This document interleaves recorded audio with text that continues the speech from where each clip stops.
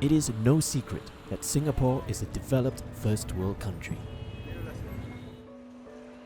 Singaporeans enjoy some of the highest per capita income in the world. We take pride in its world-class infrastructure and built environment. And we all know the builders. Migrant workers. We see them everywhere. We are always surrounded by them. We see them in the construction sites. We see them doing electrical works. They number more than 450,000 out of our total population of 5.8 million citizens. Singapore relies heavily on them to build the city, and with little Singaporeans taking the lower income labour intensive jobs, migrant workers are needed to take it. But should they just be a number in our eyes? This worksite is far from the bustling city in the eastern corner of the island. Local make up of 60% and foreigners 40%. Because this is a tough job and a bit dusty lah, dirty work, not dirty lah, very hard work. So mostly the local don't want to do that kind of job. For the past 2.5 years I'm working here. Yeah, I enjoy a lot in Singapore, and especially foods lah. It's the main thing, yeah, my family is not there. That's the only thing I feel a hardship moment for me. Here at the very core of the city, we ask them, do you have a friend who is a migrant worker? Yes, I do. Don't have any. Yeah. Do you think migrant workers enjoy their stay here in Singapore? Sort of. I mean, the objective of them working here is earning the money and send back to the family, I guess. Honestly, I don't think so.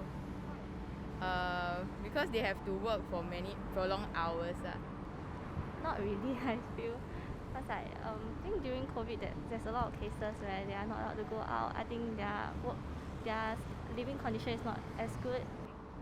How much do you think migrant workers earn in a month? A few $1,000. 1,000, some less than 1,000. Say around 1,000. Around 1,000. Should be 1,200. Maybe 1,500. Migrant workers actually earn $500 to $600 a month, and they sometimes only earn $18 a day. Does that surprise you? Yeah. If only I earn 500 and I'm on I think it's not enough to support families way back. Definitely it's very low. I think like maybe domestic worker earns more than them. Not really. Like maybe the person that hires them took a big cut, then that's why they get a lower pay. So I'm not really surprised.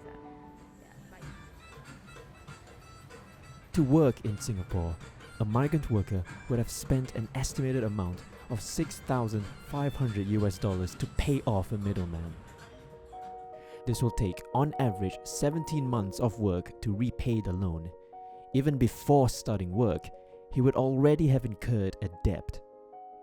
Today, we hear a tragic story from a migrant worker who works for free due to the debt he must pay back to the middleman. When I come Singapore, I pay is 17,000 Singaporean dollar. It's two way. One is when I exam is under skill Bangladesh lah. This time I am pass. I take my passport is 9,000. After when I get the Singapore visa that call is IP, this time I will pay him 10,000. It's totally 18,000 or 19,000 is everything one. But the agent is very demanded. Like they need only $5,500, but they cheating to me take $5,000. Need to work. It's a long time. Like every day 12 hours, more than 12 hours also sometimes. So that's typical. Construction salary is very low per day, $18 per day basic. Then after OT counting, after 5 o'clock they paying OT 1.5. Survey often shows migrant workers being well treated by their employers. However, there may be some who might be silenced for fear of losing their jobs and getting repatriated. We hear from Healthserve, who has been helping these migrant workers in need. Well, Healthserve started about 15 years ago. It was kind of a mom and pop shop where we focused on helping low-wage Singaporeans, and also we got to know that there's a large foreign worker community here as well. We offered clinic services because our founder, Dr. Goh, was a family physician himself, and so he was able to get his friends, fellow doctors to come and volunteer and serve this community. A lot of them had issues when they got into a work injury. They also had salary related issues, and then that's how we sort of like started looking into their social needs and their well-being, especially more recently with the onset of COVID-19. Mental health came into play greatly, and so hence we also started focusing our resources and provided counseling and mental health support to these workers. With COVID, when many workers were hit with the virus and many workers were stuck in the dormitories, that's when things took a toll for the worst. And since then, last August, we started a 24-hour helpline for migrant workers who have concerns, be it their mental health or not, to call in and get help from us. We hear from a migrant worker whom Healthserve had helped. In like Singapore, for Singapore rules and regulation, and the worker and the Singaporeans everywhere, they are insured the safe, everybody, safe for everybody. Last 5 years ago, my friend give me the Healthserve number address. I come here. They give us the very cheap the treatment money, because Singapore everywhere every private clinic or the big hospital, lot of money. That's why we come in the Healthserve very cheap. They help us. That's why we come here.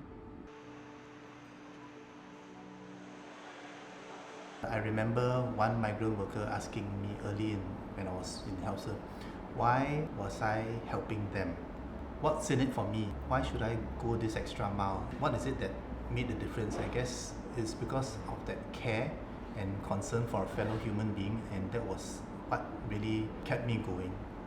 Healthserve truly believes in that every migrant worker lives a life of health, well-being and dignity, and I think we can only achieve that through caring for these workers who are in our midst. They've come a long way from their homelands, alone and without family support. We can be an advocate, a voice for them, to support them in their journey here, while they have contributed so much to our nation. And the other way that we would be able to reach out to them is through building communities and bridging them, such that Singaporeans who are concerned or want to support these workers can step forward and be a friend to them. In my 10 years with Healthserve, I realized that the foreign worker here, I would say that they are very strong, they're very resilient, and they're not easily shaken or knocked down.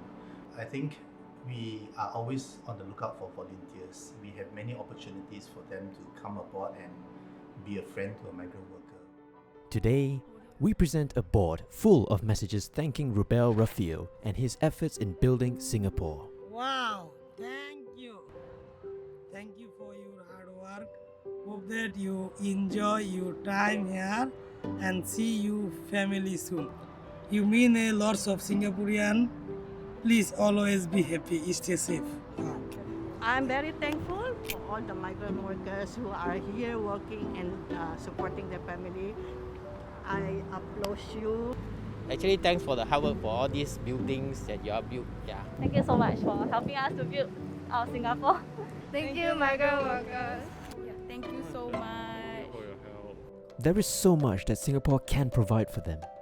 May we not turn a blind eye towards them. And the truth is, we can all help. Will you help?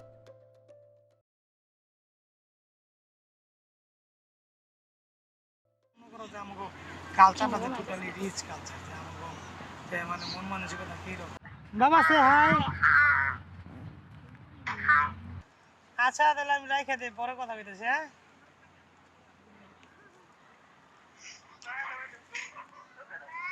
bye bye, see you tonight.